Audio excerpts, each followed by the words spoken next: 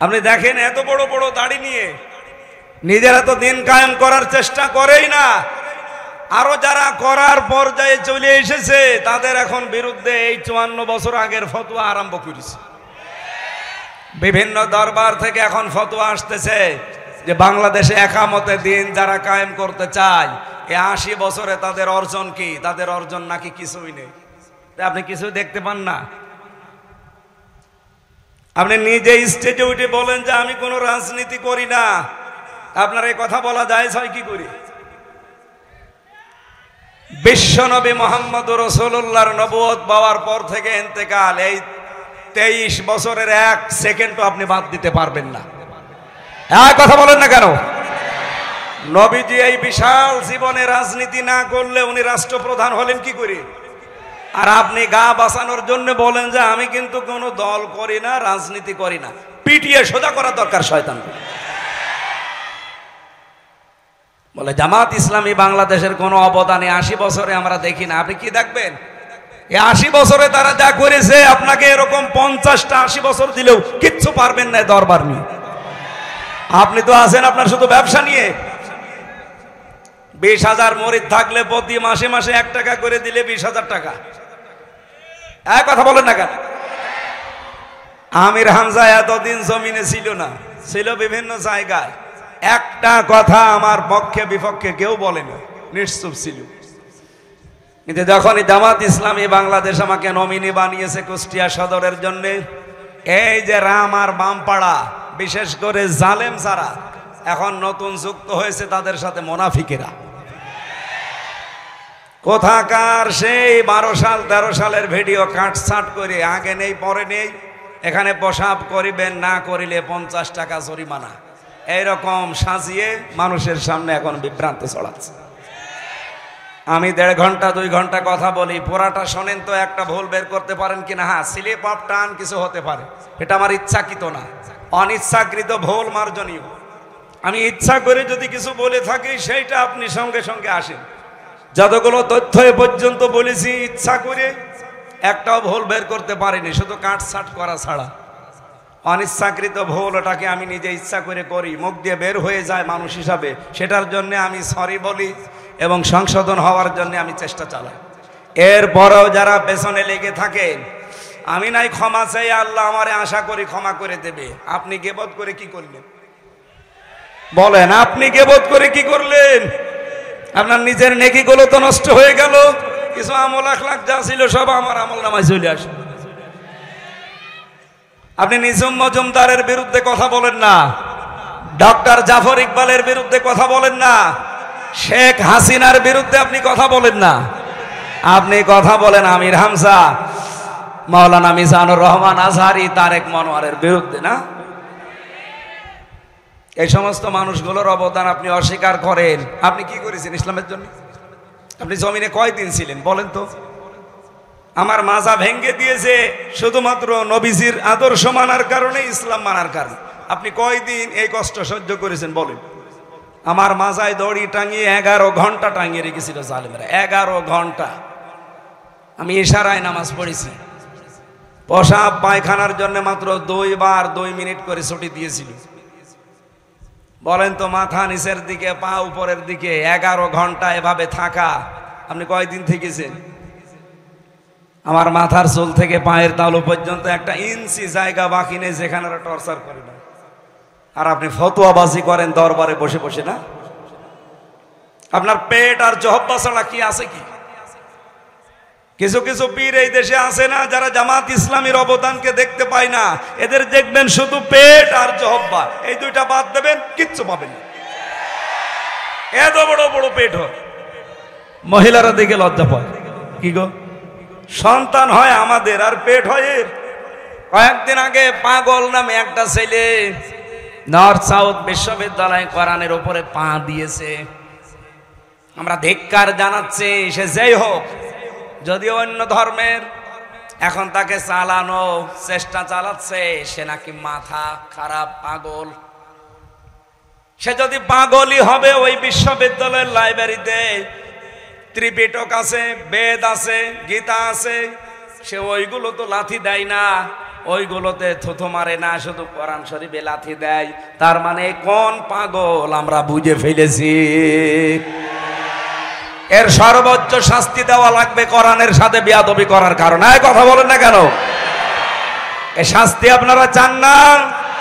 আগামী থেকে যেন দুঃসাহস আর না দেখায়। ডক্টর মিজানুর রহমান আজহারি হাফিজাহুল্লাহ এ জেলায় একবার এসেছিলেন না? তাকে নিয়ে আমি কয়েকজনের কথা শুনলাম, তারা একেবারে খেয়ে দিয়ে লেগেছে মাথায় কাপড় বেঁধে। মুফাসসিরে কোরআন দুইজনই এমন এমন ফতোয়াবাজি আরম্ভ করেছে দুইজন মিলে। এই মিজান আজহারি আসার কারণে চাঁপাই নবাবগঞ্জের নাকি প্রত্যেক বাড়ি থেকে চাউল ডাউল কালেকশন করা হয়েছে। এমন কোন বাড়ি ঘর নেই, দোকানপাট নেই যেখানে চাঁদাবাজি করা হয়নি। আরে ভাই, আপনার মতো চাঁদাবাজি করতেছে কি পাথর মেরে আমি মানুষ মেরে ফেলি? কোরআন প্রচারের দায়িত্ব যেমন আমার, যেই লোকটা 5টা টাকা দিচ্ছে তারও দায়িত্ব এটা। সে হয়তো সরাসরি ভাবে আসতে পারে না, টাকা দিয়ে সাহায্য করে। কথা বলেন না কেন? আর আপনি এইটাকে আপনার মতো চাঁদাবাজি হিসাবে চালিয়ে দিচ্ছেন। কোথায় চাঁদা কোরআনের জন্য দান করা আর কোথায় চাঁদাবাজি করা? এ আকাশ আর পাতালের চাইতেও বেশি ফারাক না? নিজেদের অপরাধগুলো ঢাকতে তারা এই উল্টাপাল্টা কথা সামনে নিয়ে আসে। মানুষ এখন আর পাগল নেই, কারণ এটা তো আর আগস্টের 5 তারিখের আগে না, এখন অক্টোবরের 9 তারিখ চলছে। হ্যাঁ, কথা বলেন।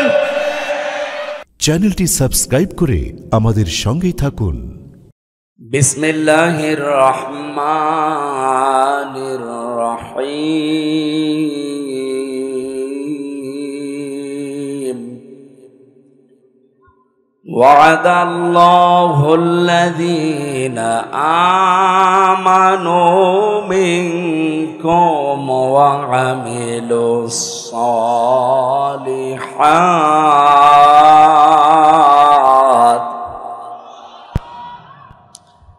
লা ইয়াস্তাখলিফান্নাহুম ফিল আরদি কামা ইস্তাখলাফাল্লাযীনা মিন ক্বাবলিহিম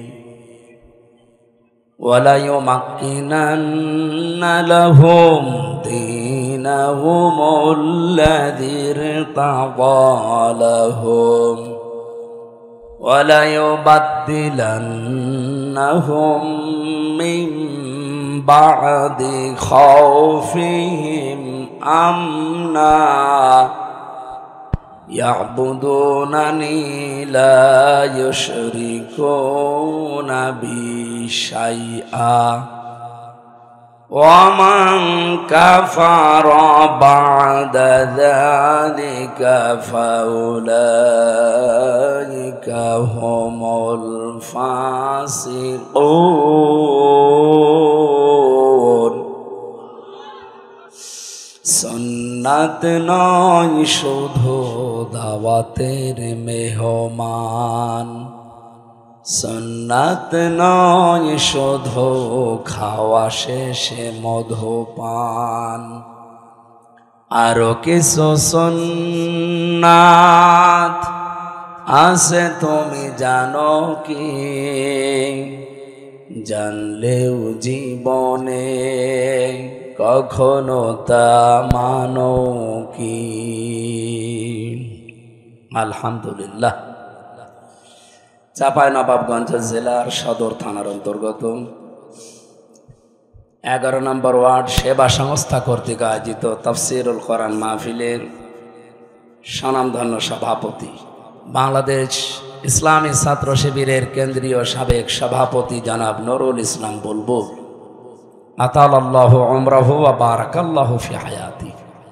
মঞ্চে বসা ওলামায়ে কেরাম, সামনে বসা মুসলমান ভাইরা, পর্দার আড়ালের সম্মানিতা মা এবং বোনেরা, প্রশাসনের ভাইরা, প্রাণপ্রিয় চাঁপাইবাসী, আমার মনে হয় চাঁপাইনবাবগঞ্জে আসলে ওই শহীদের কথা মনে হয় যিনি কোরআনের জন্য জীবন দিয়েছিলেন। এই ভোলাহাট থানায় বাড়ি না, কোন থানায় যেন, গমস্তাপুর। কোরআনের জন্য যে জীবন দিয়েছিল একটা যুবক, শিবগঞ্জ, শেষ মোহাম্মদ, শহীদ শেষ মোহাম্মদ। আল্লাহ রাব্বুল আলামিন তাকে জান্নাতের সুউচ্চ মাকাম দান করেন। দল মত নির্বিশেষে আজকের এই অনুষ্ঠান আমরা সাজিয়েছি। এটা শুধু বাংলাদেশ জামাত ইসলামীর না, মানুষ পদবাচ্যে আমরা যারা বিবেচিত তাদেরকে আমরা ডাক দিয়েছি আজকে। আমাদের পরিচয় আমরা তিনটা দেই। এক নম্বরে আমরা মানুষ। এক নম্বরে কি? ওয়ালাকাদ কাররামনা বানি আদম। আল্লাহ তাআলা বলেন পৃথিবীতে সবচাইতে বেশি সম্মান দিয়েছি বনি আদম সন্তানকে। সেই হিসাবে আমরা দাবি করতে পারি কি বলেন তো? মানুষ। আরো জোরে বলেন কি? দুই নম্বরে আর একটা উপরের পরিচয় আছে, এটা সবাই দিতে পারে না, যারা দায়িত্ব পালন করে তারা দিতে পারে, তার নাম খলিফা। কি বললাম? ইন্নী জাইলুন ফিল আরদি খলিফা, অবশ্যই আমি জমিনে খলিফা পাঠাতে চাই। আল্লাহ তাআলা ফেরেশতাদেরকে বলেছিলেন ইন্নী জাইলুন ফিল মাদারিসি খলিফা। কি জবাব দিলেন না? অনেকে বলেছিলেন যে আমি মাদ্রাসায় খলিফা পাঠাবো।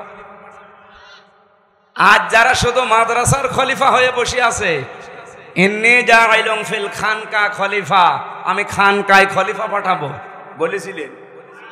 আজ যারা খানকা কেন্দ্রিক, দরবার কেন্দ্রিক, সিলসিলা কেন্দ্রিক শুধু বসে আছেন খলিফা হয়ে, বলে আমি অমক পীরের খলিফা। আপনি তো দাবি করবেন আমি আল্লাহর খলিফা, কিসের পীরের খলিফা? আপনাকে পাঠিয়েছেন আল্লাহ তার নিজের খলিফা করে মাদ্রাসায়, খানকায়, মসজিদে, দরবারে। কোথায়? ফিল আরদি, জমিনে। আল্লাহর খলিফা আমরা যারা দাবি করি আজ জমিনে আমরা তো নেই। আমরা কেউ খানকায়, কেউ মসজিদে, কেউ মাদ্রাসায়, কেউ দরবারে, এগুলো নিয়ে দখল করে বসে আছি। জালেমরা জমিন ফাঁকা পেয়েছে, 180 মাইল বেগে চালাচ্ছে। এবার আর চালাতে দেওয়া হবে না। এই কথা বলেন না কেন? এবার আর চালাতে দেওয়া হবে না। এবার চালাতে চাইলে আমাদের ওপর দিয়ে চালাতে হবে, কারণ এখন আমরা জমিনে আছি। এতদিন জমিনে হয়তো থাকতে দেননি, আর কিছু মানুষ যদি জমিনে থাকার পরিবেশ ছিল তারা শুধু ওই কেন্দ্রিক কেন্দ্রিক কেন্দ্রিক ছিল। কোন কেন্দ্রিক বুঝেছেন? এরাই শুধু চার দেওয়ালের মাঝে এইটাকেই মনে করেছে এইটাই দুনিয়া। আমি তো নিজে কওমি মাদ্রাসায় পড়েছি, হাফেজি মাদ্রাসায় পড়ে দেখেছি। যখন পড়তাম আমার মনে হইতো যে এইটাই মনে হয় পৃথিবী, এর বাইরে আর কিছু নেই। আমার কওমি মাদ্রাসা যেহেতু একটু বড় ছিল তো মনে করতাম যে এর বাইরে মনে হয় আর পৃথিবী তার কিছু নেই। বাইরে যখন বিশ্ববিদ্যালয়ে আসলাম তখন দেখি ও আল্লাহ, ও তো কিছুই না। এরপরে যখন বাইরের দেশে গেলাম, মালয়েশিয়াতে, ওই জায়গায় যে দেখি এই যে বাংলাদেশে যে বিশ্ববিদ্যালয় বলা হয় ওর কাছে এগুলো সব মানে বাচ্চা। আমি যেখানে পড়েছি কুষ্টিয়া ইসলামিক বিশ্ববিদ্যালয়, মালয়েশিয়া ইসলামিক বিশ্ববিদ্যালয়, ওইটা ইন্টারন্যাশনাল, ওইটার কাছে এইটা বাচ্চাও না। ওটার কমপক্ষে 15 ভাগের 1 ভাগও হবে না, এত ছোট জায়গায়। অথচ এখানে পড়ার পরে মনে হইতো ওরে বাবা কি জায়গায় আসলাম। আমার মনে হয় এই দেশে, আমি এটা বললাম এই কারণে, এই দেশে যারা এই চার দেওয়ালের মাঝখানে লেখাপড়া করা মানুষ, এদের সর্বোচ্চ চাহিদা যে একটা মসজিদ আর একটা মাদ্রাসা পেলেই হবে। এই কারণে তারা দুনিয়া আখেরাত ওইভাবে না বোঝার কারণে, তাদের ওস্তাদগণের এবং তাদের সিলেবাসের দোষের কারণে তারা ফতোয়াবাজি এখন করছে একামতে দ্বীনের বিরুদ্ধে। আমি কথা বোঝাতে পেরেছি কিনা জানি না। আপনি দেখেন এত বড় বড় দাড়ি নিয়ে নিজেরা তো দিন কায়েম করার চেষ্টা করেই না, আরো যারা করার পর্যায়ে চলে এসেছে তাদের এখন বিরুদ্ধে এই 54 বছর আগের ফতোয়া আরম্ভ করেছে। বিভিন্ন দরবার থেকে এখন ফতোয়া আসতেছে যে বাংলাদেশে একামতে দিন যারা কায়েম করতে চায়, এই 80 বছরে তাদের অর্জন কি? তাদের অর্জন নাকি কিছুই নেই। আপনি কিছু দেখতে পান না। আপনি নিজে স্টেজে উঠে বলেন যে আমি কোনো রাজনীতি করি না, আপনার এই কথা বলা যায় কি করে? বিশ্বনবী মুহাম্মদ রাসূলুল্লাহর নবুয়ত পাওয়ার পর থেকে ইন্তেকাল, এই 23 বছরের 1 সেকেন্ডও আপনি বাদ দিতে পারবেন না। কথা বলেন না কেন? নবীজি এই বিশাল জীবনে রাজনীতি না করলে উনি রাষ্ট্রপ্রধান হলেন কি করে? আর আপনি গা বাঁচানোর জন্য বলেন যে আমি কিন্তু কোনো দল করি না, রাজনীতি করি না। পিটিয়ে সোজা করা দরকার শয়তান। বলে জামাত ইসলামী বাংলাদেশের কোনো অবদানে 80 বছরে আমরা দেখি না। আপনি কি দেখবেন? এই 80 বছরে তারা যা করেছে আপনাকে এরকম 50টা 80 বছর দিলেও কিচ্ছু পারবেন না দরবার নিয়ে। আপনি তো আছেন আপনার শুধু ব্যবসা নিয়ে। 20,000 মুরিদ থাকলে প্রতি মাসে মাসে 1 টাকা করে দিলে 20,000 টাকা। কথা বলেন না কেন? আল্লামা সাইদি রহমতুল্লাহ আলাইহি উনি যে মাঝে মাঝে ভণ্ড বীরদেরকে মুখোশ খুলে দিতেন, এমনি না। কারণ দেখেন, যার 20,000 মুরিদ আছে সারা বাংলাদেশ মিলে, ওর আর কিছু করা লাগবে? ও মরণ পর্যন্ত শুধু বসে খেয়ে চলে যাবে। অথচ ওরে দরবারের খলিফা করে আল্লাহ পাঠায়নি, মসজিদে মাদ্রাসার জন্য না, ওরে আল্লাহ পাঠিয়েছিলেন জমিনে। আজ আমরা জমিনে থাকতে চাই না, এই জন্যই তো জালেমদের এত গাত্রদাহ শুরু হয়েছে। আমির হামজা এতদিন জমিনে ছিল না, ছিল বিভিন্ন জায়গায়। একটা কথা আমার পক্ষে বিপক্ষে কেউ বলেনি, নিশ্চুপ ছিল। কিন্তু যখনই জামাত ইসলামী বাংলাদেশ আমাকে নমিনি বানিয়েছে কুষ্টিয়া সদরের জন্য, এই যে রাম আর বামপাড়া, বিশেষ করে জালেম যারা এখন নতুন যুক্ত হয়েছে, তাদের সাথে মুনাফিকেরা। কোথাকার সেই 12 সাল 13 সালের ভিডিও কাটছাট করে, আগে নেই পরে নেই, এখানে পেশাব করিবেন, না করিলে 50 টাকা জরিমানা, এইরকম সাজিয়ে মানুষের সামনে এখন বিভ্রান্ত ছড়াচ্ছে। আমি 1.5 ঘন্টা 2 ঘন্টা কথা বলি, পুরাটা শোনেন তো একটা ভুল বের করতে পারেন কিনা? হ্যাঁ, স্লিপ অফ টান কিছু হতে পারে, এটা আমার ইচ্ছাকৃত না, অনিচ্ছাকৃত ভুল মার্জনীয়। আমি ইচ্ছা করে যদি কিছু বলে থাকি সেইটা আপনি সঙ্গে সঙ্গে আসেন। যতগুলো তথ্য এ পর্যন্ত বলেছি ইচ্ছা করে একটাও ভুল বের করতে পারিনি, শুধু কাটছাট করা ছাড়া। অনিচ্ছাকৃত ভুল, ওটাকে আমি নিজে ইচ্ছা করে করি, মুখ দিয়ে বের হয়ে যায় মানুষ হিসাবে, সেটার জন্য আমি সরি বলি এবং সংশোধন হওয়ার জন্য আমি চেষ্টা চালাই। এরপরেও যারা পেছনে লেগে থাকেন, আমি নাই ক্ষমা চাই, আল্লাহ আমারে আশা করি ক্ষমা করে দেবে। আপনি গীবত করে কি করলেন? বলেন, আপনি গীবত করে কি করলেন? আপনার নিজের নেকিগুলো তো নষ্ট হয়ে গেল। কিছু আমল আখলাক যা ছিল সব আমার আমল নামায় চলে আসে। ইমাম আবু হানিফা রহমতুল্লাহ আলাইহি, আমি একটা ঘটনা পড়ছিলাম ওনার জীবনে, আর একটা পড়েছিলাম হাসান বসরি রহমতুল্লাহ আলাইহি। উনি একজনের কাছে একটা মুরিদ বা শাগরেদ দিয়ে একটা মিষ্টি পাঠিয়েছে। লোকটা বলছে, কিসের মিষ্টি? আপনি ওনার নামে কালকে বদনাম করছিলেন, গীবত করছিলেন। আর গীবত বা বদনাম করলে কি হয় আপনি কি জানেন? আপনার জীবনের নেকিগুলো সব তার আমল নামায় চলে গেছে, আর তার গোনা যা ছিল সব আপনার আমল নামায়। আপনি এত বড় উপকার করলেন, আপনার মিষ্টি না খাওয়িয়ে পারা যায়? আমার তো মনে হচ্ছে এই 12 সাল থেকে শুরু করে এই 25 সাল 3 বছর নয় জেলে ছিলাম, বাকি সময়গুলোতে যারা পেছনে লেগে আছেন, আপনাদের বাড়ি বাড়ি আমার মিষ্টি পাঠানো দরকার। আমি তো ভুলের জন্য ক্ষমা চেয়ে মাপ চেয়ে যেভাবেই হোক আমি মাপ আল্লাহর কাছে পাবো বলে আশা করি। কিন্তু আপনি কি করছেন? বলেন, আপনি কি করছেন? আপনি নিঝুম মজুমদারের বিরুদ্ধে কথা বলেন না, ডক্টর জাফর ইকবালের বিরুদ্ধে কথা বলেন না, শেখ হাসিনার বিরুদ্ধে আপনি কথা বলেন না, আপনি কথা বলেন আমির হামজা, মাওলানা মিজানুর রহমান আজহারি, তারেক মনোয়ারের বিরুদ্ধে না? এই সমস্ত মানুষগুলোর অবদান আপনি অস্বীকার করেন। আপনি কি করেছেন ইসলামের জন্য? আপনি জমিনে কয়দিন ছিলেন বলেন তো? আমার মাজা ভেঙ্গে দিয়েছে শুধুমাত্র নবীজির আদর্শ মানার কারণে, ইসলাম মানার কারণে। আপনি কয়দিন এই কষ্ট সহ্য করেছেন বলেন? আমার মাজায় দড়ি টাঙিয়ে 11 ঘন্টা টাঙিয়ে রেখেছিল জালেমেরা, 11 ঘন্টা। আমি ইশারায় নামাজ পড়েছি, পেশাব পায়খানার জন্য মাত্র 2 বার 2 মিনিট করে ছুটি দিয়েছিল। বলেন তো, মাথা নিচের দিকে পা উপরের দিকে 11 ঘন্টা এভাবে থাকা, আপনি কয়দিন থেকেছেন? আমার মাথার চুল থেকে পায়ের তালু পর্যন্ত 1 ইঞ্চি জায়গা বাকি নেই যেখানে টর্চার করে। আর আপনি ফতোয়াবাজি করেন দরবারে বসে বসে, না? আপনার পেট আর জহব্বা ছাড়া কি আছে কি? কিছু কিছু পীর এই দেশে আছে না, যারা জামাত ইসলামীর অবদানকে দেখতে পায় না, এদের দেখবেন শুধু পেট আর জহব্বা, এই দুইটা বাদ দেবেন কিচ্ছু পাবেন। এত বড় বড় পেট হয়, মহিলারা দেখে লজ্জা পায়। কি গো, সন্তান হয় আমাদের আর পেট হয় এর? কি ভুড়ি, আখেরি ভুড়ি। আমি দ্বিতীয় পরিচয় বলছিলাম, আমরা আল্লাহর কি খলিফা। কি বলেন তো, এবার কি খেলাফতের দায়িত্ব পালন করা যাবে?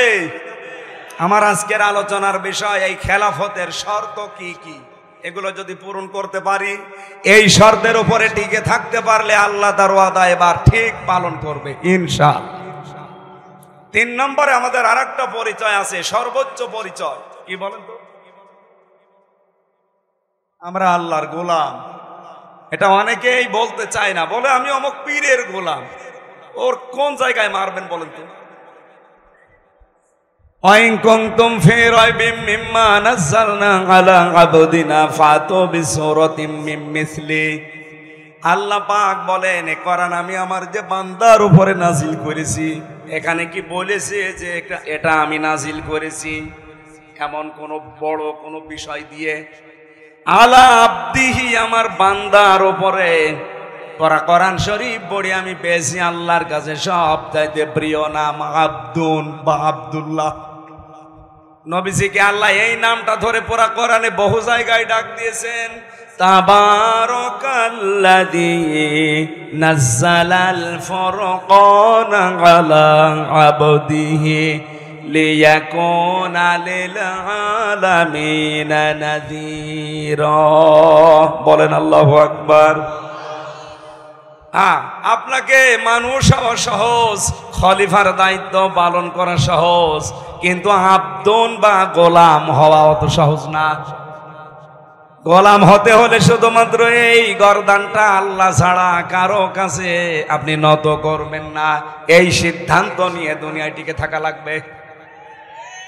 এটা টিকে থাকার জন্য আমাদের জাতির পিতা যিনি হযরত ইব্রাহিম নবী আলাইহিস সালাম আমাদের নাম দিয়েছেন, তিনি মুসলিম।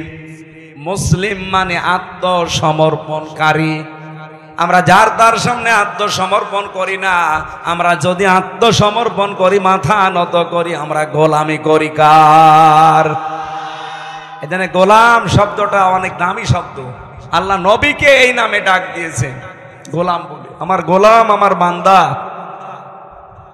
সুতরাং আমাদের 3টা পরিচয়ের ভেতরে আমরা মানুষ হিসাবে, যেহেতু অন্য ধর্মের মানুষও এখানে থাকতে পারেন, আপনাদেরকে আমরা ওয়েলকাম জানাচ্ছি। এটা শুধুমাত্র মুসলমানদের জন্য অনুষ্ঠান না। তাফসীরুল কোরআন মাহফিল যেই লিখেছেন সেটা মানুষ হিসাবে যারা পদবাচ্য বিবেচিত সবার জন্য।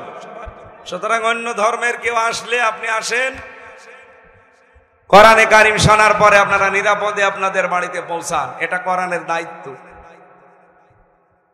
ওয়াইন আহাদুম মিনাল মুশরিকিনা ইসতাজারাকা ফাজিরহু হাত্তা ইয়াসমাআ কালামাল্লাহ সুম্মা আবলিগহু মা'মানা। আল্লাহ পাক বলেন, হে নবী, মুশরিকদের কোন দল যদি আপনার কাছে এই বলে আশ্রয় চায় যে আমি কোরআন শুনতে চাই, আজকে চাঁপাইনবাবগঞ্জের এই 20-25-30 কিলোর ভেতরে যদি কোনো মুশরিক থাকেন, কোনো ইহুদি থাকেন, কোনো খ্রিস্টান থাকেন, কোনো বৌদ্ধ থাকেন, অন্য কোনো জাতির লোক যদি বাস করেন, আপনাদেরকে আহ্বান জানাচ্ছি, কারণ আপনার জন্য এরা মাইকিং করেছে। কি কথা বলেন না কেন? প্রচার সবার জন্যই হয়েছে। আসেন, আল্লাহর কোরআন শোনানো হবে। নিরাপদে শোনার পরে আল্লাহ পাক বলেন, হে নবী, এদেরকে আপনি বাড়ি পর্যন্ত নিরাপদে যেতে পারে সেই ব্যবস্থাও করে দেবেন। আর বাংলাদেশে এখন সেই ব্যবস্থা অলরেডি আছে। আপনি আসেন, শোনার পরে আপনি নিরাপদে যান। যেহেতু মানুষ হিসাবে আমরা দলমত নির্বিশেষে, জাতি, বর্ণ, ধর্ম সবাই এসেছি, কিন্তু আমি খলিফার দায়িত্ব বুঝিয়ে দেওয়ার জন্য আজকের তেলাওয়াতকৃত আয়াত সূরা নূর 55 নম্বর আয়াত পড়েছি। লক্ষ লক্ষ হাদিস থেকে মাত্র একটা হাদিসের টুকরা পড়েছি। এর পরের অংশে আরো কিছু কথা আছে, আমি হাদিসটার হালকা ব্যাখ্যা করার পরে তাফসিরে চলে যেতে চাই। হযরত আবু হুরায়রা বর্ণনা করেন, বিশ্বনবী জানিয়েছেন, ইয়াকালু লি সাহিবিল কোরআন, কিয়ামতের দিন সাহেবে কোরআন যারা, সাহেবে কোরআন কারা? এই যে আজ যারা কোরআনে কারিমের সাথে সম্পৃক্ত হওয়ার জন্য বসে আছেন, আপনারা সাহেবে কোরআন, কোরআন শোনার জন্য, জানার জন্য, বোঝার জন্য যারা চেষ্টা চালাচ্ছেন, এত দামি হয়ে গেছি আজকে আমরা কোরআনের কারণে। এই যে কোরআন শরীফ এই টেবিলের উপরে আছে, আমার মনে হয় চরম পর্যায়ের বিয়াদব ছাড়া কেউ এই টেবিলে এখন আর পাও দেবে না। দেবে? কয়েকদিন আগে পাগল নামে একটা ছেলে নর্থ সাউথ বিশ্ববিদ্যালয় কোরআনের উপরে পা দিয়েছে। আমরা ধিক্কার জানাচ্ছি, সে যেই হোক, যদিও অন্য ধর্মের, এখন তাকে চালানো চেষ্টা চালাচ্ছে সে নাকি মাথা খারাপ, পাগল। সে যদি পাগলই হবে, ওই বিশ্ববিদ্যালয়ের লাইব্রেরিতে ত্রিপিটক আছে, বেদ আছে, গীতা আছে, সে ওইগুলো তো লাথি দেয় না, ওইগুলোতে থুথু মারে না, শুধু কোরআন শরীফে লাথি দেয়। তার মানে কোন পাগল আমরা বুঝে ফেলেছি। এর সর্বোচ্চ শাস্তি দেওয়া লাগবে কোরআনের সাথে বেয়াদবি করার কারণে। কথা বলেন না কেন? এই শাস্তি আপনারা চান না? আগামী থেকে যেন দুঃসাহস আর না দেখায়। এখন বলছে পাগল হিসাবে চালাতে পারলে তার শাস্তি নাকি মওকুফ হয়ে যাবে। এদেশের বিচার ব্যবস্থায় আমার মামলার যে লোকটার কারণে, সাকিব, তরবারি সাকিব তার নাম, ওর বাড়ি হচ্ছে সিরাজগঞ্জে। মাঝে মাঝে হাজিরা দিতে যেতাম, ওরে দেখতাম। ও এখনো পর্যন্ত ছেলে আছে, ছাড়া পায়নি। ও সিরাজগঞ্জ থেকে বাসের উপরে একটা কাঁচির মাথায় এভাবে কাপড় পেঁচিয়ে নিয়ে গেছে, যে সংসদের সামনে ঘুরছিল। পুলিশ ধরে বলছে, ওই বেটা এখানে কি করিস? ওই 20 সালের কথা। বলছে আমি এই সংসদ ভেঙে ফেলব। সংসদ ভেঙে ফেলবা মানে? এ কাঁচি দিয়ে সংসদ ভাঙা যায়? যায়। আমির হামজার ওয়াজ শুনে আমি উদ্বুদ্ধ হয়েছি। পুলিশ ওরেও ধরে নিয়ে গেছে, আর আমার নাম যেহেতু বলেছে আমারও ধরেছে। এই যে ধরে নিয়েছে, এই মিথ্যা, এই পাগলের কল্প কাহিনী, এর উপরে 3 বছর আমার জেল।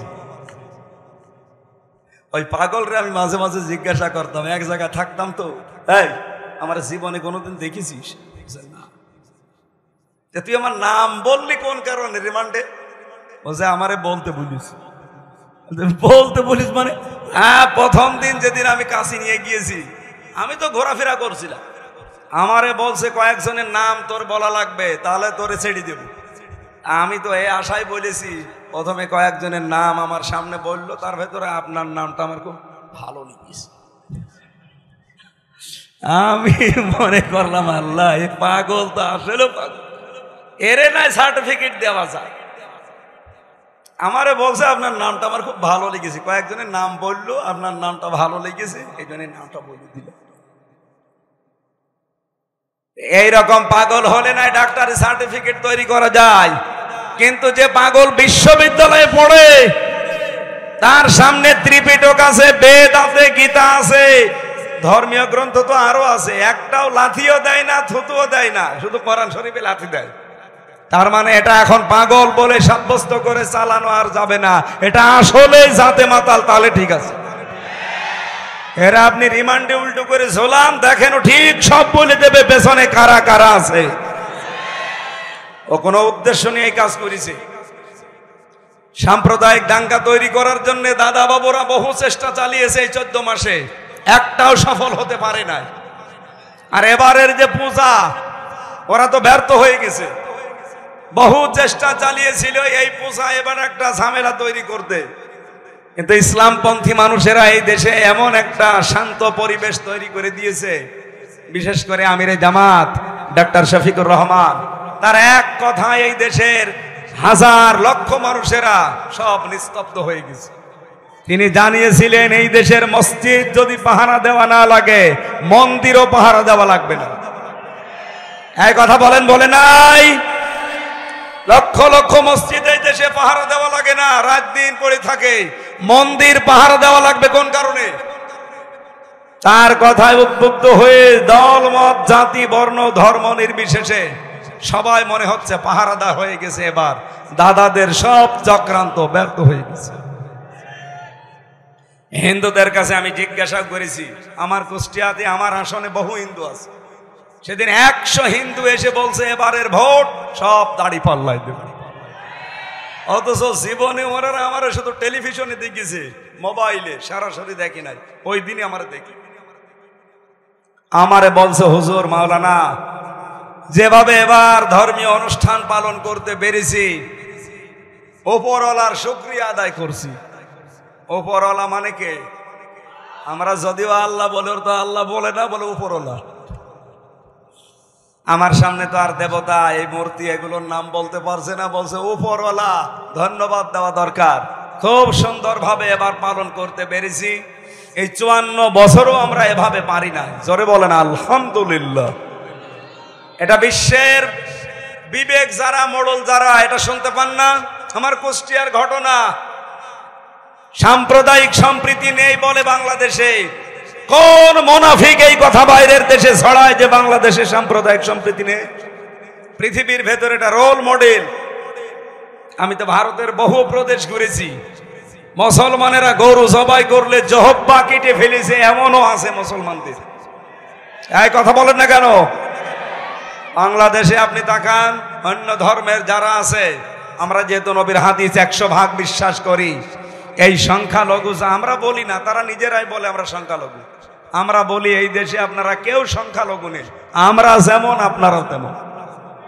তারা যেহেতু বলে, এই হিসাবে বলছি, সংখ্যালঘু কোনো মানুষ যদি কিয়ামতের দিন নবীজি নিজে এই সংখ্যালঘু মানুষদের পক্ষে দাঁড়িয়ে এই সংখ্যাগরিষ্ঠ যদি অত্যাচার করে তাদের ওপরে, উনি ওই সংখ্যালঘুদের পক্ষে দাঁড়াবেন, আমাদের বিপক্ষে দাঁড়াবেন। আমাদের নবীর হাদিস।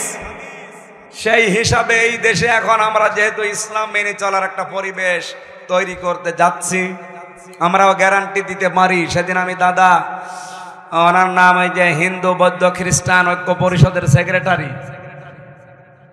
রাজবাড়িতে বাড়ি, সারা বাংলাদেশের মহাসচিব, কি জানো না, গোবিন্দ চন্দ্র পরামানিক, নাম শোনেননি? ওনার সাথে দেখা হয়েছিল। বলছে এই দেশে যদি এবার ইসলাম ক্ষমতায় আসে, উনি নাম ধরেই বললো আমার সামনে, বলছে জামাত ইসলামী যদি আসে, এই দেশে যত ধর্মের লোক আছে সবচাইতে বেশি নিরাপদে থাকতে পারবে। আল্লাহর নবী বলেন আহলুল কোরআনি হুম আহলুল্লাহি ওয়া খাসাতুহু। কোরআনওয়ালা যারা, এরা সাধারণ মানুষ না, এরা আল্লাহর পরিবারভুক্ত এবং খাস ব্যক্তি। সুবহানাল্লাহ বলতে পারেন নাই? এই চাঁপাইনবাবগঞ্জে বহু মানুষ কোরআনওয়ালা মানুষকে নিয়ে টিটকারি করে। কোরআনের অনুষ্ঠান হলে আমরা দেখেছি তারা ভিডিওর মাধ্যমে, সংবাদ সম্মেলনের মাধ্যমে উল্টা পাল্টা কথা তাদের নামে লাগিয়েছে। আমরা নাকি কোরআনের নামে চাঁদা তুলি। বাংলাদেশে প্রমাণ কেউ দিতে পারবেন যে কোরআনের নাম করে কেউ এই দেশে আমরা চাঁদা তুলেছি? না, মানুষ নিজে কোরআন প্রচার করতে পারলে সৌভাগ্যশালী মনে করে, এই কারণে আরো দেশে দিয়ে যায়। আজকে আজিজ সাহেব নাকি দায়িত্বে আছে, জিজ্ঞাসা করেন তো ও কোরআনের এই অনুষ্ঠানের জন্য কোন জায়গায় চাঁদাবাজি করেছে কিনা? অথচ যারা বড় বড় চাঁদাবাজের বাপ, তারা এই ফতোয়া নিয়ে আসে। ডক্টর মিজানুর রহমান আজহারি হাফিজাহুল্লাহ এ জেলায় একবার এসেছিলেন না? তাকে নিয়ে আমি কয়েকজনের কথা শুনলাম, তারা একেবারে খেয়ে দিয়ে লেগেছে মাথায় কাপড় বেঁধে। মুফাসসিরে কোরআন দুইজনই এমন এমন ফতোয়াবাজি আরম্ভ করেছে, দুইজন মিলে। এই মিজান আজহারি আসার কারণে চাঁপাইনবাবগঞ্জের নাকি প্রত্যেক বাড়ি থেকে চাউল ডাউল কালেকশন করা হয়েছে। এমন কোন বাড়ি ঘর নেই, দোকানপাট নেই যেখানে চাঁদাবাজি করা হয়নি। আরে ভাই, আপনার মতো চাঁদাবাজি করতেছে কি পাথর মেরে আমি মানুষ মেরে ফেলি? কোরআন প্রচারের দায়িত্ব যেমন আমার, যেই লোকটা 5টা টাকা দিচ্ছে তারও দায়িত্ব এটা। সে হয়তো সরাসরি ভাবে আসতে পারে না, টাকা দিয়ে সাহায্য করে, এই কথা বলেন না কেন? আর আপনি এইটাকে আপনার মতো চাঁদাবাজি হিসাবে চালিয়ে দিচ্ছেন। কোথায় চাঁদা কোরআনের জন্য দান করা আর কোথায় চাঁদাবাজি করা? এ আকাশ আর পাতালের চাইতেও বেশি ফারাক না? নিজেদের অপরাধগুলো ঢাকতে তারা এই উল্টাপাল্টা কথা সামনে নিয়ে আসে। মানুষ এখন আর পাগল নেই, কারণ এটা তো আর আগস্টের 5 তারিখের আগে না, এখন অক্টোবরের 9 তারিখ চলছে। হ্যাঁ, কথা বলেন। 54 বছরে বহু কিছু খাওয়িয়েছেন, এখন আর খাওয়াতে পারবেন না, কারণ এখন শুধু মানুষ না, এখন আমরা আল্লাহর খলিফা। এই খেলাফতের শর্ত কি, খলিফা হতে হলে কি কি করা লাগবে, ওই কথাগুলো আজকে শুনে যাবেন তো নাকি? কোরআন দিয়ে বলবো আমি ইনশাআল্লাহ। কিয়ামতের দিনে সাহেবে কোরআন যারা, নবীজি বলেন, আল্লাহ নিজে বলবেন ইকরা, পড়ো, আর তাকি, উপরে ওঠো, অরতিল, কিভাবে পড়বা, তার তিলের সাথে পড়ো, কামা কুনতা তুরাতিলু ফিদ দুনিয়া, যেভাবে দুনিয়ায় পড়তে। ও চাপাই বাসে, এটা রেকর্ড হচ্ছে, সারা বাংলাদেশের মানুষকে আমি জানাতে চাই, কোরআনে কারীম যদি কিয়ামতের দিন পড়ে পড়ে উপরে উঠতে চান, তার মানে 6666টা আয়াত আমরা অনেকেই জানি, এটা প্রসিদ্ধ। 6236টা আয়াত, এটা বিশুদ্ধ।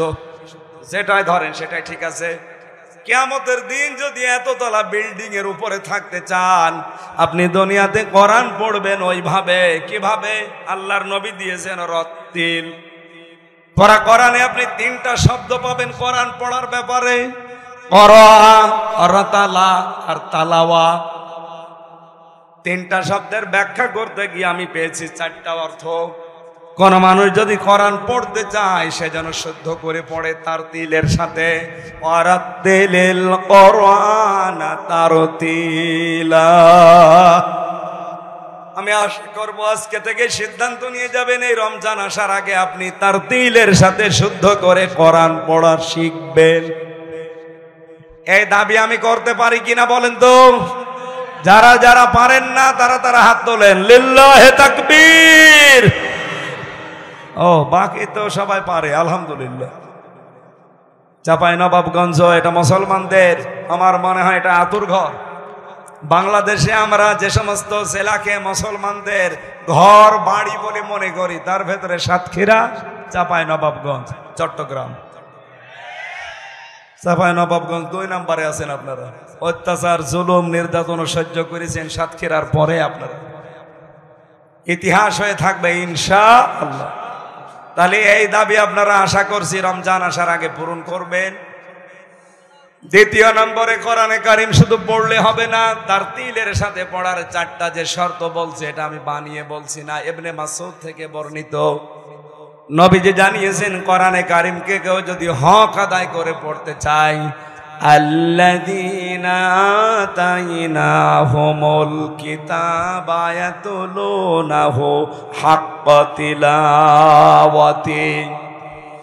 সূরা বাকারার 221 নম্বর আয়াতের প্রথম অংশে আছে, আমি এই কোরআন যাদেরকে দিয়েছি তারা এর হক আদায় করে তেলাওয়াত করে। উলাইকা ইউমিনুনা বিহি, এরা আমার কোরআনে বিশ্বাসী। ওয়া ইয়াকফুর বিহি ফাউলাইকা হুমুল খাসিরুন।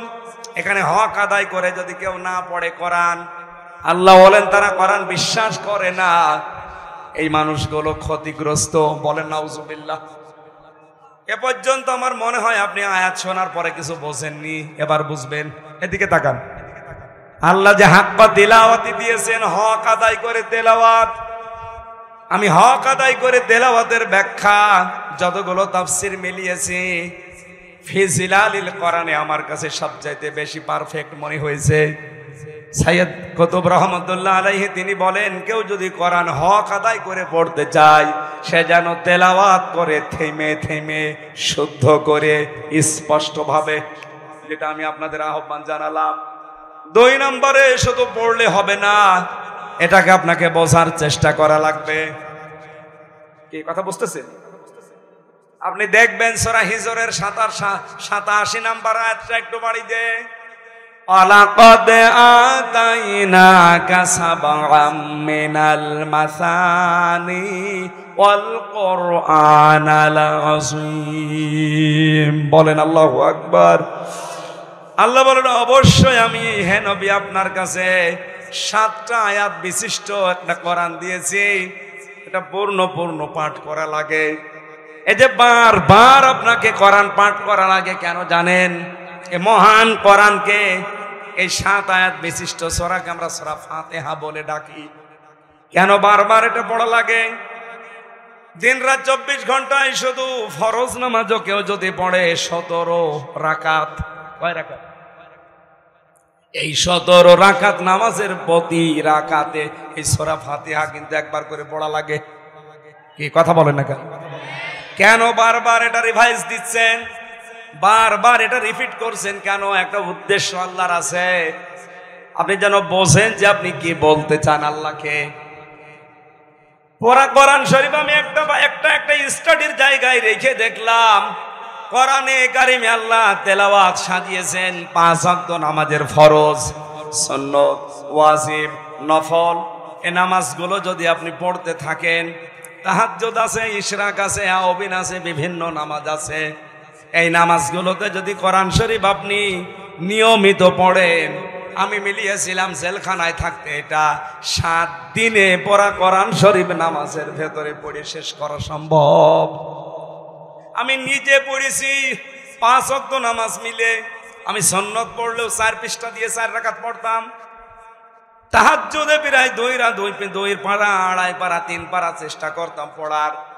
এরপরে আওয়াবিন নামাজে 1 পারা, এরপরে ইশরাক নামাজে 1 পারা। এভাবে করে করে আমি দেখেছি 7 দিনে পুরা কোরআন শরীফ শুধু নামাজে শেষ করা সম্ভব।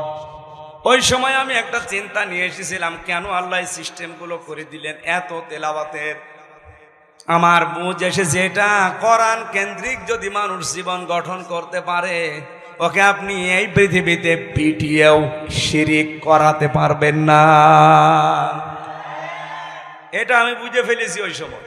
আপনি দেখবেন, এই জন্য নামাজের ভেতরে পড়বেন, একটু বোঝার চেষ্টা করবেন যে কি পড়ছেন। নামাজে যাওয়ার আগে 2-5 মিনিট অন্তত বাংলা অর্থটা, শাব্দিক অর্থগুলো একটু দেখে যাবেন। নামাজে তেলাওয়াত করলে আপনার মন বসে যাবে। 3 নম্বরে শুধু বুঝলে হবে না, যা বুঝলেন ওইটা আপনার প্র্যাকটিক্যাল লাইফে মানা লাগবে। কথা বলেন না কেন? আমার প্রশ্ন, এই বাংলাদেশে এই 54 বছরে কোরআনে কারিম আছে না নেই? আরো জোরে। কিন্তু ব্যক্তিগত জীবন থেকে আন্তর্জাতিক জীবন পর্যন্ত মেনে চলার পরিবেশ আছে। এমন এমন অফিস এই দেশে আছে সরকারি, যেখানে চেষ্টা করলেও হালালকে হালাল জানে মানা যায় না, হারামকে হারাম জেনে মানা যায় না। এরকম অফিস নেই দেশে? চলেন আপনাকে দেখাবো। 3টা বছর আমি নিজে প্র্যাকটিক্যাল দেখেছি। আদালতের ইট পর্যন্ত টাকা চাই। আমার মনে হচ্ছে ইটও এভাবে তাকিয়ে আছে 3 কোনা হয়ে, যে টাকা দেন। আপনি বাংলাদেশের একটা অফিসের নাম বলেন যেখানে আজ টাকা ছাড়া ফাইল চলে না? ফাইল চলেই না, টাকা দেবেন, ফাইলের মনে হয় হাত পা বেড়ে যায়। ঘোষ যদি এখন অনেকাংশে বন্ধ হয়েছে, কিন্তু 100% বন্ধ এখনো হয়নি। এটা 100% বন্ধ কিয়ামতের আগে সম্ভব না, যতদিন আল্লাহর কোরআন এই দেশে কায়েম না হবে। তাহলে 3 নাম্বার শর্ত বলছিলাম আপনাকে, এটা মানতে হবে। আর মানার জন্য আমরা এবার চেষ্টা চালাচ্ছি পরিবেশ তৈরি করার। কথা বলছে না কেন? চাঁপাইনবাবগঞ্জের এই 11 নম্বর ওয়ার্ড থেকে শুরু করে সংসদ পর্যন্ত এমন ভাবে এবার কোরআন দিয়ে আমরা সাজাতে চাই যেন কোরআনে 11 নম্বর ওয়ার্ড থেকে সংসদ পর্যন্ত মানা যায়। চাঁপাইবাসে 4 নাম্বারটা বলছিলাম, এই পৃথিবীর ময়দানে কোরআন যেন মানুষ মানতে পারে সেই ব্যবস্থা করে দিতে হবে। এই 4টা বিষয় যারা মেনে চলে তারা কোরআন হক আদায় করে পড়ে। আল্লাহর ভাষায় এরাই মাত্র কোরআনে বিশ্বাসী। এবার আপনি নিজের সাথে আয়াতটা মিলান, বাংলাদেশে কোরআনে বিশ্বাসী মানুষ কেমন পাবেন? আজ কত মানুষ কোরআনের রেফারেন্স দেয় সংসদে দাঁড়িয়ে, অথচ এই 4টার একটাও মানে না। আমি নিজে তাকে প্রমাণ করব। আসেন, আপনি যদি আমার সামনে শুদ্ধ করে কোরআনে কারিমের একটা সূরা পড়তে পারেন, আপনাকে আমি মিষ্টি খাওয়াবো। অথচ রেফারেন্স দিচ্ছে কোরআনের।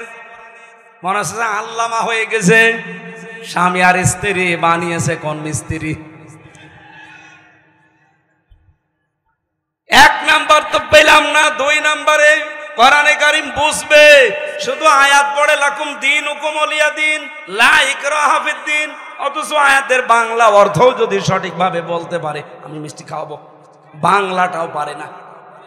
একটা আয়াতের কমপক্ষে আমি 33টা করে অর্থ পেয়েছি, আমার এই মোবাইলে আছে। কয়টা বলতে পারবেন আপনি?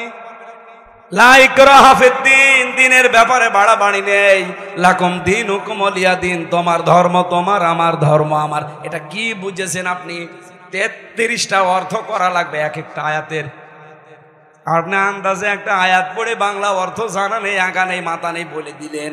কোন আয়াত থেকে রেফারেন্স দিতে হলে কমপক্ষে উসুলে তাফসিরের মূল নীতি হচ্ছে তার আগের আয়াত পরের আয়াতের সাথে সম্পর্ক আগে বলা লাগে। যারা আলেম আছে জিজ্ঞাসা করেন তো, উসুলে তাফসিরের মূল নীতি 15টা, এর 9 নাম্বার নীতি হচ্ছে আগের আয়াত পরের আয়াতের সাথে রিলেটেড কি আছে এটা আপনাকে আগে জানা লাগবে। আপনি কোন কারণে লাকুম দীনুকুম ওয়ালিয়া দিন ফতোয়া দিতে যান? এদেশে বহু মানুষ এই ফতোয়া দিতে গিয়ে ধরা খেয়েছে। হাসিনাও একবার বলেছিল লাকুম দীনুকুম ওয়ালিয়া দিন, রাহুল বুখারী। এটা বলে না, আয়াত পড়ছে কোরআনের, দলিল দিচ্ছে বুখারীর। 3 নাম্বারটাও নেই, আপনি মেনেও চলেন না। আপনার 3.5 হাত বডির ভেতর ইসলাম নেই। কথা বলেন না কেন? আপনি তাকান, তার 3.5 হাত বডির ভেতর ইসলাম আছে, তার পরিবারে ইসলাম আছে, তার স্ত্রী দেখলে শয়তান পর্যন্ত লজ্জা পায়। একটা বউ হইল, বউ দেশে মানুষের নেই। চাঁপাইনবাবগঞ্জের জন্য বদনাম একটা, কি বউ গো, আমি নিচে নামলাম না। আবার তারা ভুল ধরে জামাত ইসলামী বাংলাদেশের আদর্শ নিয়ে। আপনার তো আদর্শই নেই। জামাত ইসলামী বাংলাদেশের যে আদর্শ আছে এই জন্যই তারা টিকে আছে। আপনার তো আদর্শই নেই। আপনি কি নিয়ে মানে যে তর্ক বিতর্ক করেন, কি নিয়ে করেন? আপনার আদর্শ আছে বলেন তো, আপনি কি আদর্শের উপরে আছেন? আপনার আদর্শ চাঁদাবাজি করা, একটা আদর্শ হইল। আপনার আদর্শ পাথর দিয়ে মানুষ হত্যা করা, একটা আদর্শ হইল। যারা এইভাবে চাপাবাজি করে গলাবাজি করে চালিয়ে চলে যাচ্ছেন, আমি বাংলায় বলছি, আপনার কাছে কোনো আদর্শ নেই। কারণ আপনি যার আদর্শ মানেন সেই লোকটাও সঠিক না।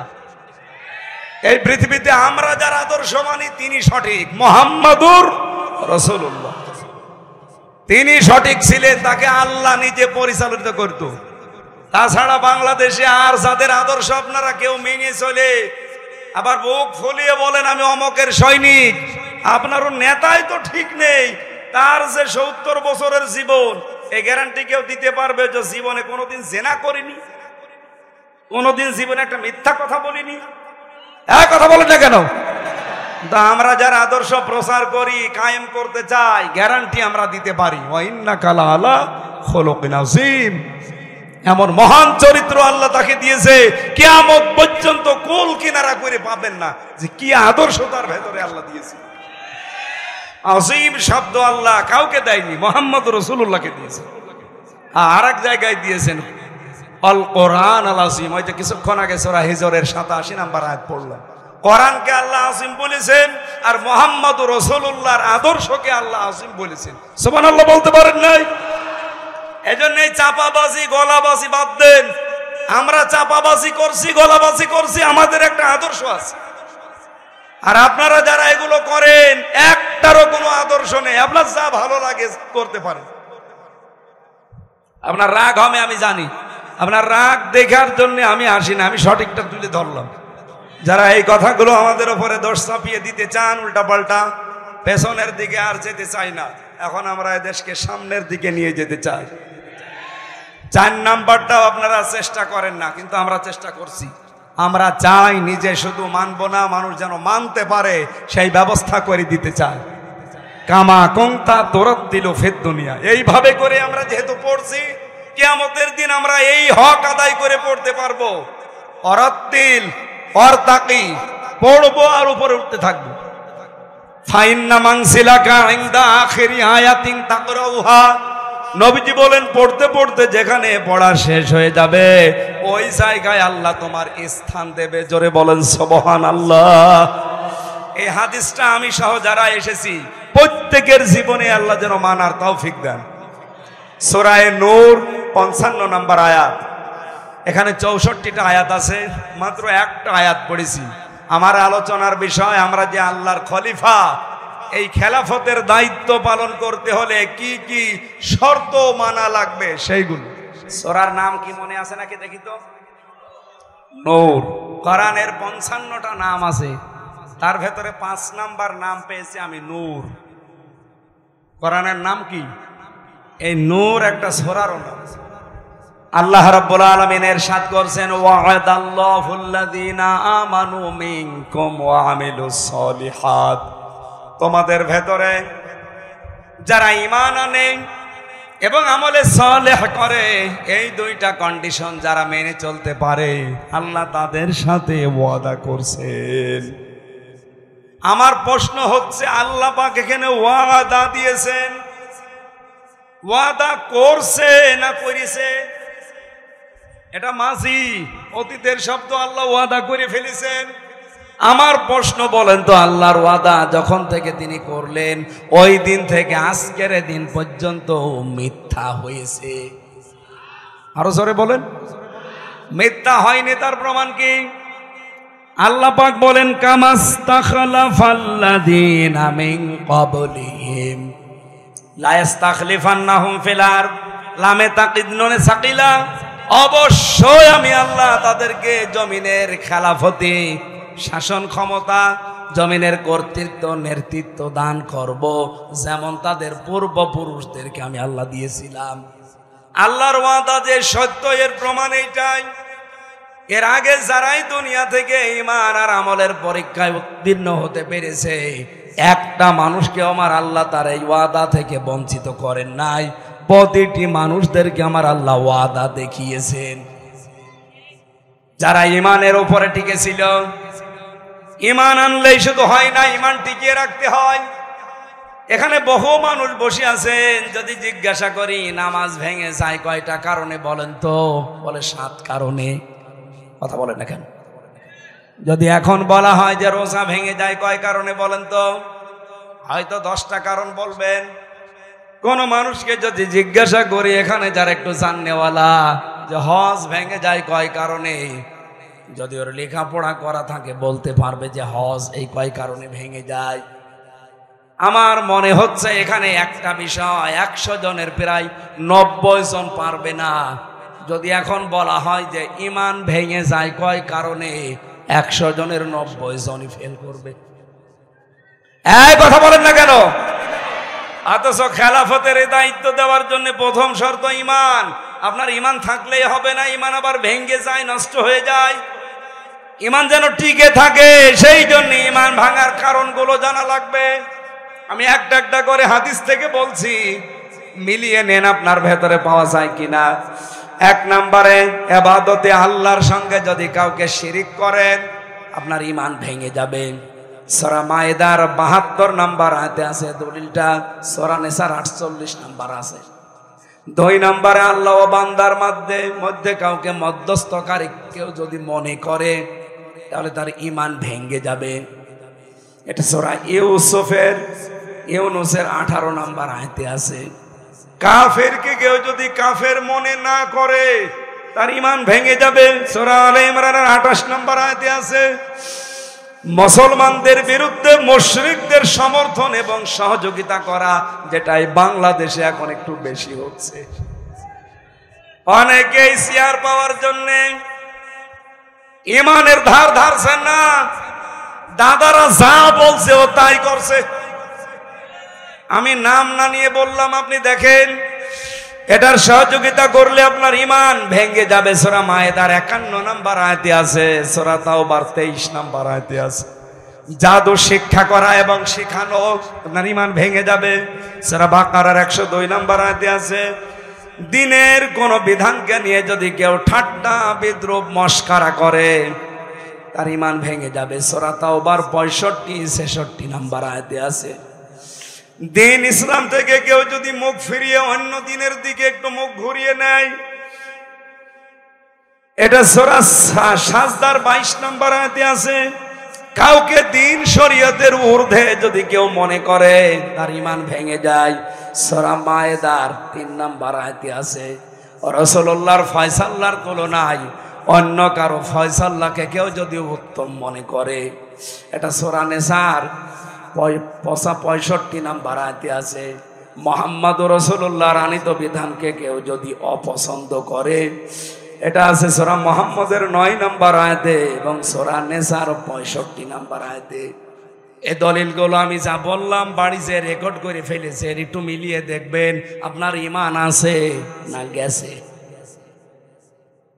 কোরআনে কারীম জানাচ্ছে, ওয়া মিনান নাসি মান ইয়াকুলু আমান্না বিল্লাহি ওয়া বিল ইয়াউমিল আখিরি ওয়া মা হুম বিমুমিনিন। মানুষের ভেতরে অনেক মানুষ এমন আছে বলে আল্লাহ তোমাকে বিশ্বাস করি, কিয়ামত হবে তাও বিশ্বাস করি। আল্লাহ বলেন ওয়া মা হুম বিমুমিনিন, এরা কিন্তু মুমিন না। তাহলে কথাটা কি? কথা হচ্ছে এই কথা যা বললো এটা তার মুখের কথা, এটা তার মনের কথা না। এরকম পাবলিক দেশে নেই। বলেন বলেন। সুতরাং আমাদের ঈমানের উপরে টিকে থাকতে হলে ঈমান ভাঙার কারণগুলো জানা দরকার। আশা করছে 10টা আপনি মুখস্থ করে নেবেন বাড়িতে। আমি আয়াত নাম্বারগুলো বলে দিয়েছি, কারণও 10টা বলেছি। রেকর্ড যদি করে থাকেন মিলিয়ে মিলিয়ে দেখবেন আপনার ঈমান আছে। চলে গেছে। একটা বই লিখেছিলাম এই বিষয় নিয়ে, ঈমান আনার পদ্ধতি, মুসলমান কখন কাফের হয়ে যায়। 120 পৃষ্ঠা লিখেছিলাম। এটা মনে হয় গাড়িতে এখন আর নেই। আসিফ সেন্টার রাজশাহী থেকে এটা পাবলিশ করে। যদি এটা কোনো জায়গায় পান দেখবেন আপনার ঈমান আমার মনে হয় এখন আর থাকার মতো না। কারণ কর্মকাণ্ড এবং যে কাজ কারবার বিশ্বাস আমরা দেখাচ্ছি এটা ঈমান থাকার মতো না। 2 নম্বরে ওয়া আমিলুস সালিহাত, তারা ভালো ভালো কাজ করবে। এইবার আমার প্রশ্ন, এদিকে তাকান। যতগুলো ডিকশনারি আমি পড়েছি দেখেছি, এখানে আলেম যারা আছে কেউ কি বলতে পারবেন যে সালেহ মানে শুধুমাত্র নেক সৎ? এখন আধুনিক ব্যাখ্যাগুলো বের হচ্ছে, আপনি দেখেন সালেহ মানে যোগ্য। সালেহ মানে কি? যোগ্য। যারা ঈমান আনার পরে যারা যোগ্য হবে, যারা নিজেদেরকে যোগ্যতা সম্পন্ন করে গড়ে তুলবেন তাকওয়ার ভিত্তিতে, এই মানুষগুলোর সাথে আমার আল্লাহর ওয়াদা হচ্ছে জমিনের শাসন ক্ষমতা আল্লাহ তাদেরকে দেবে। আয়াতটা পড়ার পরে আমি মিলিয়েছি, বাংলাদেশ জামাত ইসলামীতে এই মানুষগুলো এখন তৈরি হয়ে গেছে। আপনি রাগ করলেও এটা সঠিক কথা। আপনি দেখেন ইউনিয়ন থেকে 11 নম্বর ওয়ার্ড কাউন্সিল থেকে শুরু করে সংসদ পর্যন্ত, এমনকি আন্তর্জাতিক লেভেল পর্যন্ত চালাতে যত যোগ্যতা সম্পন্ন, সৎ এবং সততা সম্পন্ন মানুষ দরকার, সব সেক্টরে জামাত ইসলামীর আছে। এই জন্য আমেরিকার মতো খ্রিস্টান রাষ্ট্র তারা আজ বলতে বাধ্য হচ্ছে যে বাংলাদেশ জামাত ইসলামীকে এই দেশে আমরা 5 কারণে ক্ষমতায় দেখতে চাই। 5টা কারণে। তার 1 নাম্বার কারণ, তারা যত মানুষ দায়িত্বে আছে সবগুলো তারা সৎ, ভদ্র এবং যোগ্য। 3টা কথা তারা লিখেছে, সৎ, ভদ্র এবং যোগ্য। তাদের সাথে কথা বলা যায়। এদেশে তো 73টা দল আছে, কই কোন দলের নাম তো বললো না। আরো 4টা আছে, আমি বাদ দিলাম। প্রথমটায় দেখেন তো একটা খ্রিস্টান এই সার্টিফিকেট দিচ্ছে যে জামাত ইসলামী বাংলাদেশ রাষ্ট্র ক্ষমতায় যাওয়া দরকার 5 কারণে। তার 1 নাম্বার, এরা যত মানুষ আছে এই দেশে নেতা সব যোগ্য, সৎ এবং ভদ্র। সুবহানাল্লাহ বলতে পারেন না? 1500 বছর আগে নবীজিকে আবু জেহেল যেমন বলেছিল আল আমিন আস সাদিক, আমার মনে হচ্ছে এই খ্রিস্টানরা এখন এই দেশের একামতে দিনের কর্মীদেরকে সেই সার্টিফিকেট দিচ্ছে। এই জন্য এবার আমরা এই আয়াতটা পড়ার পরে বিশ্বাস করতে পারছি কারণ জমিনে আল্লাহ খেলাফতি কিছু কিছু কারণে দেয়। তার এক নাম্বার কারণ, যখন আল্লাহ দেখে জমিনে এই মানুষগুলো সবচাইতে বেশি অত্যাচারিত হচ্ছে, এই অত্যাচারের বদলা হিসাবে তাদেরকে শাসন ক্ষমতায় বসিয়ে দেয়। এটা আছে সূরা কাসাসের 5 এবং 6 নাম্বার আয়াত। অনরিদু আন্না মুন্না আলাল্লাযিনা ইসতাদআফু ফিল আরদ। আমি আল্লাহ একটা ইচ্ছা করলাম, ফেরাউন যাদেরকে জমিনে দুর্বল করে রাখতে চেয়েছিল, জুলুম অত্যাচার নির্যাতন করে, অনাজালাহুম আইম্মাতান, আমি চাইলাম তাদেরকে জমিনের নেতৃত্ব কর্তৃত্ব দিয়ে নেতা বানিয়ে দিতে। আল্লাহ নেতা বানিয়ে দিচ্ছে না। অনাজালাহুমুল ওয়ারিসিন, এবং এই জমিনের শাসন ক্ষমতা বিশেষ করে ওয়ারিস তাদেরকে বানিয়ে দেব। এতটুকু আল্লাহ শেষ করে দেননি। অনুমাক্কিনা লাহুম ফিল আরদ, তাদেরকে আমি জমিনের কর্তৃত্ব দান করব, শাসন ক্ষমতায় বসিয়ে দেব। কেন বসাবো? অনরিয়া ফিরাউনা ওয়া হামানা ওয়া জুনুদাহুমা, আমি ফেরাউন, হামান আর তার লোকজনকে দেখাতে চাই, মিনহুম মা কানু ইয়াহজারুন, তাদেরকে সবচেয়ে বেশি ভয় যারা পেত ওই মানুষগুলোকে আমি আল্লাহ রাষ্ট্র ক্ষমতায় বসাতে চাই। বাংলাদেশ জামাত ইসলামীকে এই দেশের জালেম রাম আর বামরা এই 54 বছর সবচাইতে বেশি ভয় পেয়েছে। অন্য কোন দলকে এত ভয় পেয়েছে কারোর ওপর অত্যাচার এভাবে হয়নি। এদের ওপর অত্যাচার করেছে একটাই মাত্র কারণ তারা বুঝে ফেলেছে যে এরা সম্ভাবনা একেবারে কাছাকাছি। এই জন্য আমাদের উচিত হচ্ছে এই আয়াতটার কিছু আবেগ আছে। রব্বুল আলামিন বলেন এর প্রথম আবেগ কি? আমি আল্লাহ কি করব জানো? ওয়ালা ইউবাদদিলান্নাহুম ওয়ালা ইউমাক্কিনান্নাহুম দীনাহুমুল্লাযী ইরতাদালাহুম, তোমাদের জন্য আমি যেই দিনকে পছন্দ করি ওই দিন আমি তোমাদের ওই জমিনে কায়েম করে দেব। কথা থেকে খেয়াল করেন, ওয়ালা ইউমাক্কিনান্না লাহুম, লামে তাকিদ নুনে সাকিলা, দীনাহুমুল্লাযী ইরতাদালাহুম, তোমাদের জন্য যেই দিন আমি পছন্দ করেছি ওই দিন আমি ওই জায়গায় কায়েম করব। তার নাম কি? হ্যাঁ, কথা বলেন। আয়াত আমি 100% বিশ্বাস করি। এই হিসাবে বাংলাদেশে এবার ইসলাম কায়েম হবেই, হয় আপনাকে নিয়ে না আপনাকে বাদ। আপনি যদি আসতে চান চলে আসেন, আপনাকে নিয়েই কায়েম হবে। আর যদি কপাল পোড়া থাকেন, আপনি থাকেন, আপনাকে বাদ দিয়ে ইসলাম কায়েম হবে ইনশাআল্লাহ। আল্লাহ পাক বলেন দ্বিতীয় নম্বরে কি করব? ওয়ালা ইউবাদদিলান্নাহুম মিন বাদি খাউফিহিম আমনা, আমি পাল্টিয়ে দেব, পরিবর্তন করে দেব তাদের ভয়ের সংস্কৃতিকে নিরাপত্তা দিয়ে। কি ভয় ছিল বলেন তো? আগস্টের 5 তারিখের আগে আমির হামজা আসবে এই কথা শুনলেই 14টা ব্যারিকেড পড়ে যেত। কথা বলেন না কেন? আমি এই চাঁপাইনবাবগঞ্জের পৌরসভার ভেতরে ঢুকে এরপরে আবার কুষ্টিয়া চলে গেছি, আসতে দেয়নি। আগস্টের 5 তারিখের মাসখানিক আগে আমি আসতে চেয়েছিলাম, আমি আর শায়েখ জামাল উদ্দিন ভাই ওনারে আসতে দিয়েছে, আমারে বলছে ও আসলে 144 ধারা জারি। এতগুলো মানুষের সামনে কোরআনের কথা বলবো এরকম একটা পরিবেশ ছিল, সব আল্লাহ পাল্টিয়ে ভয়ের সংস্কৃতি দূর করে আজ নিরাপত্তা দিয়ে দিয়েছে।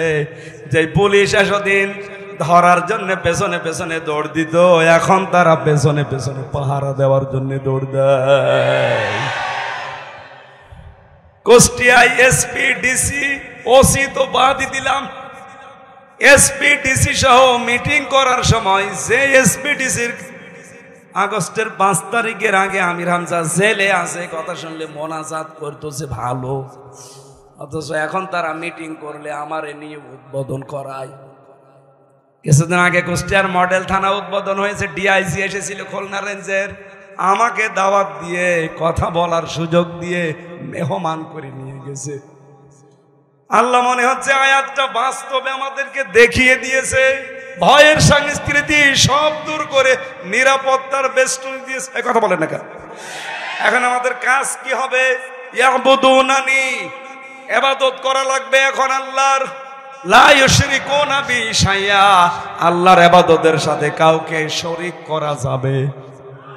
ওমান কাফারা বাদা যালিকা, এরপরেও যদি কেউ মুখ ফিরিয়ে চলে যান ফাউলাইকা হুমুল ফাসিকুন, তারাই গুনাহগার, তারাই ফাসিক, তারাই সীমালঙ্ঘনকারী। আল্লাহ আমাদেরকে এই আয়াতের যে কন্ডিশন গুলো শুনলাম, ইবাদত করা লাগবে আল্লাহর, শিরিক করা যাবে না, এই শর্তগুলো মেনে ঈমান আর আমলের উপরে প্রতিষ্ঠিত থেকে খেলাফতের দায়িত্ব এবার যেন আমাদের দান করেন, বলেন আমিন।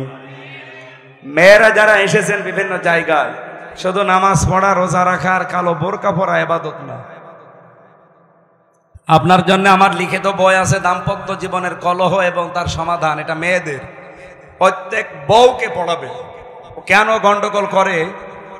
আর এটা ঈমান আনার যে পদ্ধতি বললাম, এই যে যেটা নোট করেছিলাম এই বই থেকে, আমার লিখিত বই, এটা নিয়েছেন, কাজে লাগবে, মেয়েদেরকে দেবেন, মঞ্চে আছে।